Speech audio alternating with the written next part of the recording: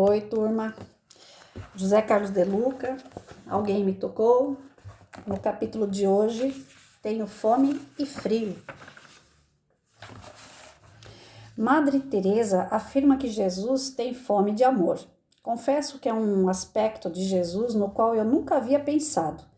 Sempre me lembro de Jesus nos amando, mas nunca imaginei que ele também desejasse o nosso amor. Há uma passagem do Evangelho de rara beleza em que o mestre pergunta a Simão Pedro se ele o amava. Pedro responde que sim, mas Jesus interroga o discípulo com a mesma pergunta: Simão Pedro, você me ama? Pedro responde afirmativamente, como da primeira vez. Parecendo não estar satisfeito, pela terceira vez Cristo formula a mesma indagação, recebendo de Pedro resposta semelhante às anteriores. Por que Jesus questionou Simão Pedro por 3 vezes sucessivas se ele o amava? Acredito que Madre Teresa já tenha respondido a tal indagação quando afirmou que Jesus tem fome do nosso amor. Se não desejasse ser amado, Cristo não teria dado tamanha importância ao assunto no diálogo que teve com Simão Pedro. Jesus esteve entre os homens e está no meio de nós. Portanto, é mais do que compreensível que, vivendo a nossa humanidade, ele também queira ser amado tanto quanto nos ama, apaixonadamente. Cristo tem um caso de amor com a humanidade. Assim sendo, não se isola no Olimpo, indiferente ao que sentimos por ele. Jesus não tem apenas amor divino por nós, ele também nos ama em nível humano, por isso também carece do nosso amor.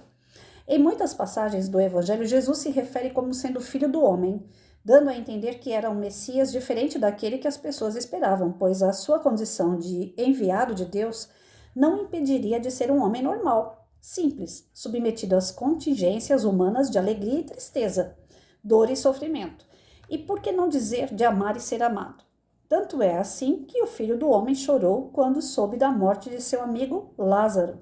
Afirmou que desejava ser nosso amigo. Experimentou tristeza e angústia antes de ser preso e sofrendo as dores da crucificação sentiu-se abandonado por Deus. Essa condição de filho do homem é que nos dá a certeza de que Jesus nos ampara em nossas aflições, pois ele mesmo enfrentou toda sorte de dores e amarguras pelas quais um homem é capaz de passar. E tem gente que não quer passar por dor. Ele passou por tudo isso sem precisar, e tem gente que não quer passar por isso. Tem gente que se desvirtua, né? Quer fazer o jeitinho brasileiro, dar volta, né, nas pessoas. Se o próprio Cristo não fugiu disso, quem somos nós para ficar fugindo? A cruz é o símbolo perfeito dessa condição, pois a trave posta na vertical é a indicação da nossa ascensão para o alto, e a trave posta na horizontal é a base humana, na qual desenvolvemos a nossa espiritualidade. Jesus foi divino porque também foi humano. Ele divinizou a sua humanidade e humanizou a sua divindade. Já sendo espírito da mais elevada hierarquia celestial, Cristo desceu dos planos maiores e chegou pertinho de nós, humanizando-se, para que nós, humanos, pudéssemos subir na espiritualização de nós mesmos. Tem gente que é tão soberbo que você tem que marcar a hora para falar com ele.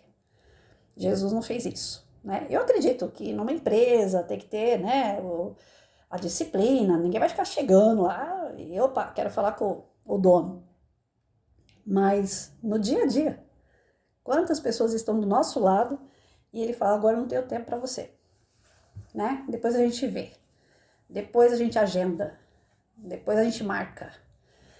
E Jesus não tinha isso, né? Ele podia falar, eu sou filho do homem, eu tô aqui no meu pedestal e quem quiser falar comigo, quem quiser chegar ao Pai, tem que chegar em mim aqui, mas marcar a hora. E ele não, ele ia até os mais necessitados, né? Ao contrário de nós, que quando o cara tá mais necessitado, a gente pega e vira, finge que não tá ouvindo nada, né? Tem pessoas que te amam, que te adoram, que sentem tudo por você, até o seu calo doer. Quando você precisa daquela pessoa para ouvir uma palavra, para ela poder te dar um apoio, para ela poder falar, não, eu tô aqui com você, né? E segura firme na minha mão que a gente vai junto. A pessoa vai e dá uma desculpa. Opa, peraí, tô ocupado agora, daqui a pouco... Hoje eu tava indo pra casa do meu irmão E uma amiga falou pra mim assim, eu tô com dor. Falei pra ela, se você quiser, eu mudo a rota do Uber agora. Eu vou pra tua casa. Ou eu vou pra casa do meu irmão e se piorar e você precisar, realmente é pra me ligar. Eu saio de lá e vou pra tua casa. Não tem tempo ruim. Eu tenho as pernas mancas. Eu não tenho condições de segurar ela no colo. Mas eu arrumo gente pra colocar ela no colo se precisar. Porque eu sou aquele tipo de pessoa que eu não posso ver o outro ter problema. Que eu quero ajudar. Aí quando chega a minha vez que eu peço pra alguém, ou dá pra você fazer uma ligação pra mim? Dá pra você falar com tal pessoa por mim, que agora eu não tô em condições de falar? Dá pra você ir pra mim ali na padaria? Às vezes a gente pede uma coisa tão simples que a pessoa não precisa sair do lugar. E a pessoa arruma uma desculpa. Isso é porque ela estava te amando há 5 segundos atrás. 5 segundos atrás. Mas basta você pedir algo. E Jesus, ele falava, gente, para chegar até em mim, não precisa de muita coisa. Eu estou aqui. O que vocês precisam de mim? Ele se colocava o tempo todo como um ser igual a nós, sem ser, porque ele era perfeito, maravilhoso, né? E ele deixava a gente chegar nele. Ele falava, o que você quer? Ele não era um gênio da lâmpada que ia resolver tudo, como ele não é até hoje. E é um tal de gente fazer prece, pedir para Jesus. Tá certo. Tem hora que a gente tem que falar, Senhor, me ajuda mesmo. Mas a gente também tem que aprender a agradecer. A gente também tem que aprender a fazer por ele. É o que está falando o texto aqui. Jesus, ele quer que a gente faça alguma coisa para ele também. E o que ele quer que faça para ele? Que tenha valido a pena toda a loucura que ele fez aqui no planeta Terra, né? Passou 2023 anos, segundo a história. E o que a gente tem feito por Jesus? O que? A gente só pede. As pessoas aqui estão acostumadas com isso. Só pedem, só querem. Quando chega a vez de oferecer, quando chega a vez de ofertar, olha, mesmo que a pessoa não queira, mas você fala, tô aqui. Se precisar, me grita. É uma coisa assim tão gostosa. Eu acabei de falar isso com um amigo.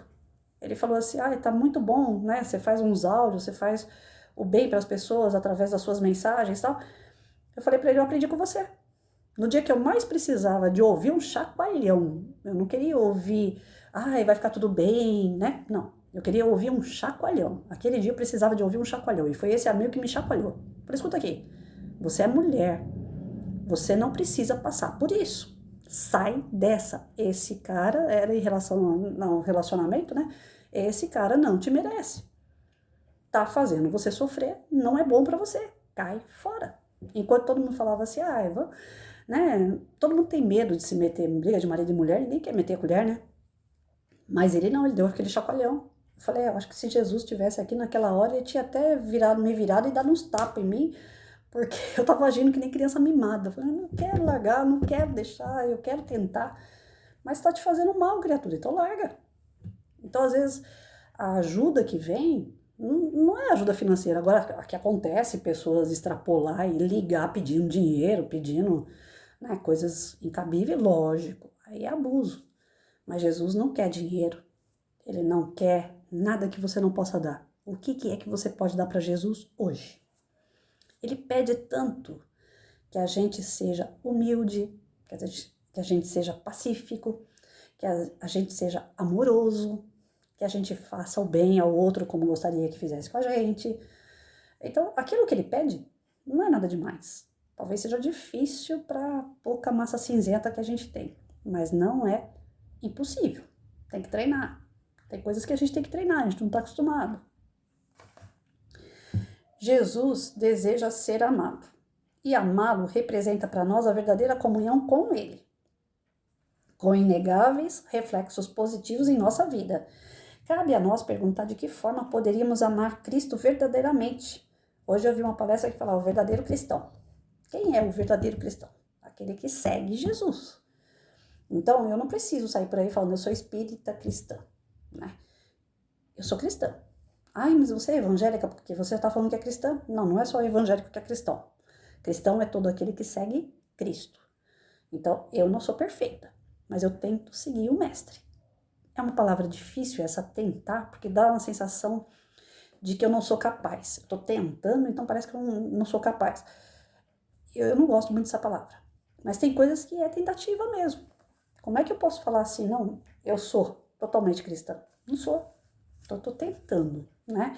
Eu sou capaz de chegar lá, mas não vai ser agora. Eu tô indo, devagarinho. Como mando figurino, devagarinho. Um degrau de cada dia, né? Aprendendo devagarinho.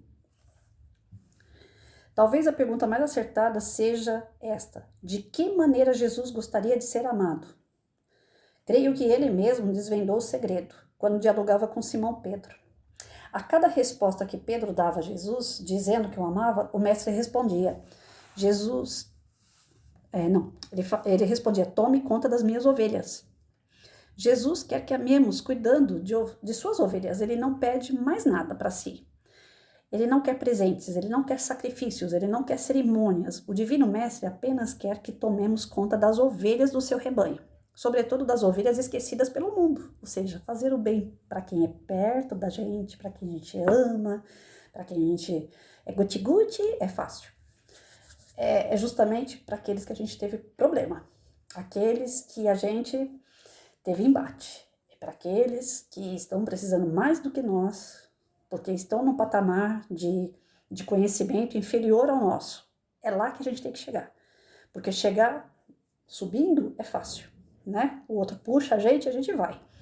Agora, a gente que tem um pouquinho de conhecimento, olhar lá para trás e falar, um dia eu tive ali, a gente não quer voltar, e nem deve, mas dá pra gente poder, sem voltar lá, puxar, né? Vem comigo, porque um dia alguém fez isso, ou então a gente não teria subido, não é verdade?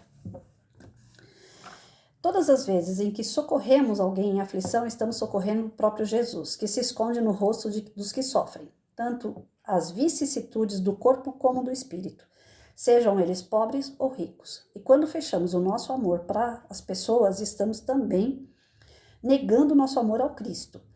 Aquele Jesus a quem pedimos socorro veio nos visitar, na pessoa de um irmão que também está precisando de sua ajuda. E quantas vezes mandamos Jesus embora? Mandando com ele o socorro que havíamos solicitado em nossas orações. A palestrante que eu vi hoje, ela falou, eu saio de carro, eu coloco lá um saquinho com bolachinha, com suquinho, se eu vejo uma criança no farol, eu não compro nada dela, não dou dinheiro, mas eu dou um suquinho, eu dou uma bolacha. Ali pode ser que esteja Jesus pedindo alguma coisa, só que aí eu vou servir ele da minha maneira. Dá para entender isso? Dá pra gente fazer o bem com pequenas atitudes, pequenas ações. Não precisa ser coisa mirabolante, coisa grande. Não. Dá pra fazer nas pequenas atitudes. Uma palavra com um amigo, uma criança no farol, uma pessoa que tá pedindo um serviço porque tá precisando de dinheiro, então você arruma um serviço, lava minha calçada, corta uma planta pra mim aí fora. Não vou falar que é pra colocar pessoa estranha na sua casa, mas dá pra fazer alguma coisa na calçada? Hoje em dia eu tô precisando de alguém que venha lavar minha calçada. Por quê? Porque eu tenho a minha comorbidade. Se alguém passar aqui, uma pessoa que tem necessidade de falar, deixa eu lavar sua calçada, eu deixo. Dou uns trocados para ela. Então, é pequenas coisas. Pequenas que fazem toda a diferença. Eu ouvi isso de uma amiga minha esses dias. Ela me trouxe uma broa da padaria e eu falei para ela, hoje meu dia não foi legal, mas a tua broa salvou meu dia. Fiquei tão feliz pelo carinho que você teve, assim, sem mais nem menos, chegar com aquela broa e me dar. Ela falou assim, são as pequenas coisas que fazem grande diferença. E é. Não precisa fazer grandes coisas, faça pequeno, comece pelo pequeno, que ele vai se tornar grande. Esse é o sentido das palavras de Jesus, pois eu estava com fome e vocês me deram comida, estava com sede e me deram água, era estrangeiro e me receberam na sua casa, estava sem roupa e me vestiram, estava doente e cuidaram de mim, estava na cadeia e foram me visitar. Quando vocês fizeram isso ao mais humilde dos meus irmãos, foi a mim que fizeram. É a coisa mais linda essa passagem. Foi por essa razão que Madre Teresa afirmou que tocava o corpo do Cristo, pois Jesus está disfarçado em cada ovelha, carente de amparo material e espiritual. Não tocamos Jesus quando nos limitamos a passar a mão em estátuas e imagens que representam a sua figura. Não amamos Jesus simplesmente pelo fato de batermos no peito e dizermos que somos cristãos, ou por termos uma Bíblia aberta em nossa casa. Tocamos o Cristo quando saciamos a fome do corpo e a fome da alma, daqueles que de alguma forma foram marginalizados por nós pelas feridas físicas ou emocionais que carregam. Hoje mesmo, Jesus está esperando o nosso amor. E quando o encontramos ao longo desse dia, nas situações mais cotidianas da nossa vida, ele nos fará a mesma pergunta que formulou a Pedro: você me ama? Quem ama Cristo segue, né? Ou, por menor que seja, pelo menos a gente tenta. Não é fácil, que o homem é bom, hein? Cristo é bom demais. Vamos para a oração. Cristo, amigo, quantas vezes eu o procurei nos templos e nos altares e não o reconheci nas pessoas sofredoras que cruzavam meu caminho, para as quais eu provavelmente nem enderecei um simples olhar de consideração. Você estava tão perto de mim e meus olhos egoístas me cegaram a visão. Envolto em meus próprios problemas, esqueci-me do seu ensinamento supremo de que é preciso fazer aos outros aquilo que eu gostaria que fizesse a mim. E porque não pensei assim, nada fiz pelo meu irmão aflito. Por isso a lei divina nada pôde fazer por mim também. Mas hoje meus olhos foram libertos pelos clarões das verdades espirituais e eu desejo encontrá-lo ardentemente. Olho para o meu círculo de relacionamentos e me pergunto em quem você está se escondendo. Vejo algumas pessoas muito difíceis em minha vida e sinto que nelas está o seu rosto faminto, seu corpo nu, sua alma carente de atenção e carinho. E permita-me, mestre amigo, saciar a sua fome, cobri-lo com minha melhor roupa, amá-lo com meu melhor sentimento. Assim seja, que a gente consiga. Nós estamos aqui para isso.